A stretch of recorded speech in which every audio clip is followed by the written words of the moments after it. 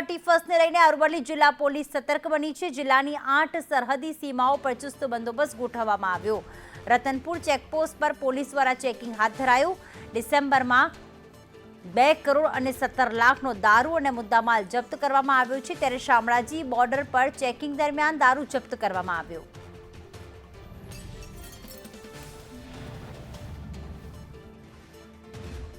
ગુજરાતની અંદર દારૂ આવતો અટકાવવા માટે સમગ્ર અરવલ્લી જિલ્લાની ટીમ કાર્યરત છે, જે પૈકી શામળાજી પોલીસ સ્ટેશનની અંદર સતત 24 કલાક વાહન ચેકિંગ ચાલુ છે। જેના ભાગરૂપે માત્ર એકલા ડિસેમ્બર મહિનાની અંદર આજ દિન સુધીમાં આ મહિનામાં 2 કરોડ 17 લાખનો દારૂ તથા અન્ય મુદ્દામાલ કબજે લેવામાં આવેલ છે।